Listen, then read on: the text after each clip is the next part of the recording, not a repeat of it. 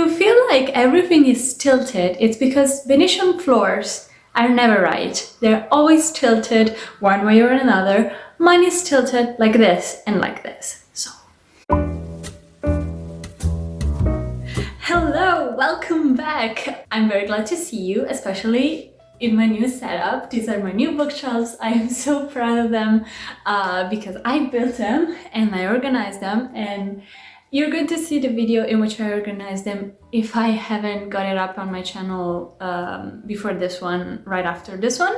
So it's going to be very fun. I can also do this. I know it's not much, but I have fairy lights.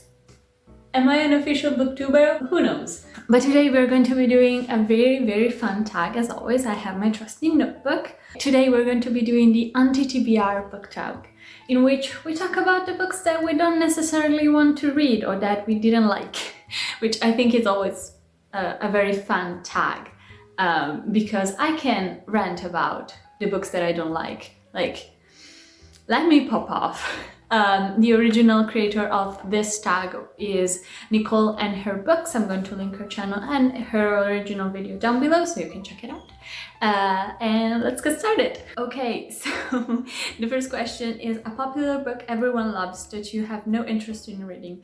I'm going to piss off a lot of people on BookTube because this is a BookTube favorite, but Six of Crows by Leigh Bardugo. I've read Leigh Bardugo before, and it was just okay. I never finished the original trilogy.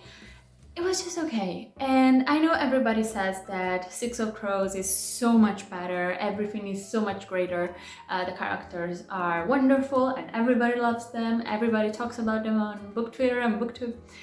But the more I think about the plot, and the more I think about Leigh Bardugo's writing, because I've read like an excerpt, yes. The more I think about the fact that I have no interest in reading it. I know it's a heist, which excites me because I love heists. But then, I don't know, the more I think about it, the more I'm like, you're probably not gonna like this book, so why bother? And the Italian edition, the only one that it's available is really pricey, so I'll pass. This question was made for me. A classic book or author that you don't have any interest in reading. Now, I have a lot to say about classics because I don't think they deserve the bad and good rap that they have here on BookTube and in real life. But if I have to see one more time another book by Joseph Conrad, I might combust, like self-combust, because I had to read Heart of Darkness for my English literature class, and it was a nightmare. I hated every line of it. Every time I had to read that book, something deep inside of me was raging to rip the pages off, and I never do that. Like, books are sacred objects to me, so I can write in them but not destroy them. That's what I'm about. But with Heart of Darkness, I was this close to just thrash in the book because I was so freaking mad. I hated that book. And no more Joseph Conrad. The world has surpassed the need for Joseph Conrad, especially in literature classes. Please. The third question is an author whose books you have no interest in reading. Now, I have two for very different reasons. The first one is Kiera Cass, the author of the Selection series, because I've read an excerpt. That's such a difficult word. I've read an excerpt of her books and I really didn't like the writing nor the concept of her books, so I had no interest in reading them. And then the other one is Stephanie Meyer, because I have lived 22 years of my life without reading any of the Twilight books, and I'm okay with that. I'm okay with that. And a follow-up question is a problematic author you have no interest in reading. And just like Joseph Conrad, I think the world has surpassed the need for J.K. Rowling.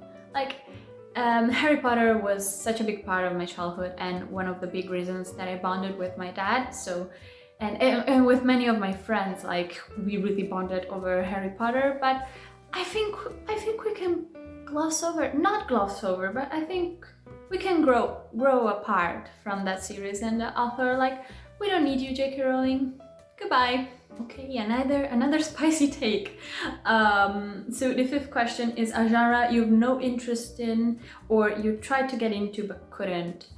For me, I'm a very mood reader, so I can wake up on one day and be like, I want to read erotica today. So I read almost everything that interests me, regardless of the genre, but there's one thing that I cannot do that anymore. I've read so many books set during this period of time. So historical fiction set during World War time. I'm so down with that period of time, and I think there are many powerful and very important stories to be told about that period of time, but I am also very done with it because I read so many, and the story keep piling up on top of each other, and sometimes they blur into each other, and I'm like, have I read this book, or is it this one, or is it that one? Because I'm just over it, I think. The fourth question is an author you read a couple of books from and have decided their books are not for you. Now I have two. And I know I'm going to again piss off some a lot of people. The first one is Maureen Johnson, the author of Truly Devious. I hated Truly Devious. It really pissed me off. Not because it was problematic or anything, but it was just so trashy. It had so many good elements, so much potential, and it was such a letdown that I was so super mad. So I will not be reading any other follow-up books from this series and probably this author because the writing was also not good. And the other one, I am so glad that I can now pull this from my shelves. Haha! This is The Cork of Mr Ruin by Sarah J Maas. I read the first book in the Throne of Glass series, didn't like it, but then everybody said that this series is the best, so I tried the first book, hated it, and then everybody said, well, the second one is so much better, such an improvement, so I got it. These are all my comments about how I hated this book. So I didn't use colorful post-it notes because I wanted to write on them. So let me find, there was one specific comment because I opened this book recently after not looking at it for a really long time. I opened it and the first comment was like, barf, which was about a sex scene, so I completely understand. So there are so many instances where I was like, the steaminess of this book made me gag, and I like sex scenes in books, so I will not be reading any other Sarah J Maas books from now on. It's just not for me, A sixth question, a book you've bought but will never read. For me, I don't have it in this house, but I have it in my home back in Padua. For this is I Am the Messenger by Marcus Zusak. I've read the book fifth by Marcus Zusak and I loved it just as much as everybody else, and it made me cry at some point, which is very rare for me to cry with books. I'm more of a crier during movies, but almost never with books. So I bought this other book because I thought, well, I enjoyed that other book so much, I might as well read another thing from this author, and never picked it up. And as I said, I am very done with this type of historical fiction, so for now, probably the spiciest of all of my takes on books. So the seventh question is a series you've no interest in reading or you started and DNF'd. As I previously mentioned, Truly Devious by Maureen Johnson I will not be continuing because I didn't like the first book, nor any of the Sarah J Maas series. And there's also the fact that my Truly Devious copy was chewed upon by my very tiny feral little dog when he was just being adopted, so my copy is now destroyed and I actually don't care that much. Another book for which I have a vlog in which I read it and really complain about it the whole time, but it's Never Night by J. Kristoff. I will link my video up here. But yeah, this book started out strong and then it went downhill very fast, and then the sex scene happened, and just like with Sarah J Maas, I hated everything about those sex scenes. And then also the school aspect was so confusing, so not well described, and I kind of hated every second of it because it had so much potential, and then it was a letdown, a big letdown. The only thing that I really truly liked about this book, and it's a very like controversial thing about this book, are the footnotes. Well, I wouldn't say controversial, maybe divisive, because you either love them or hate them. I love them. Like a book of only those footnotes, I would have loved, because I love to absorb new information about the world. But on the other hand, the footnotes were a cop-out, because J. Christoph, with the footnotes, didn't have to have a good and solid world building in the prose, so, you know. So I will not be continuing. I hated this book, even though it's really beautiful. And now, for my most disliked book, probably of all time. No, probably not of all time, but in recent years. I don't even have the dust jacket for this, even though it's kind of cool without it. Can you recognize what this is? Because if you read this, the protagonist mentioned that this is the color of her hair probably 1,000 times in a very short book. This is Warcross by Marie Lu. And so the story with this is, I had just recently gone to Japan because I had my graduation from high school, and me and my dad are very interested in Japanese culture.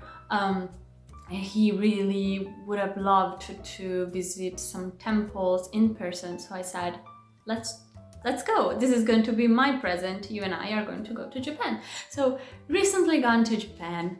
I had recently read The Young Elites by Marie Lu, and I thought the writing was stellar, sublime, the story was so compelling. And I see this in the library, in the bookshop. And I was like, well, Marie Lu, Japan, virtual reality gaming, which is something that me and my dad love a lot, and we know a lot of it because he is an electronic engineer. So I picked up this book. I hated the protagonist. She was annoying, she made all the worst decisions, and she thought herself kind of like a badass. We were told that she was not. She was not. Her decision making was all over the place. And also her rainbow hair, like, I know you have rainbow hair if you tell me once or twice, not 1,000 times. And then I told you about Japan because this is set in Tokyo. There is no Tokyo in this book. This could have been set in Padova, Italy, my birth town, and it would have made a difference. This was so bland, so bland. Oh my god, I hated everything about this. The reason that I'm so upset is because I visited Tokyo for a long period of time, but not nearly enough.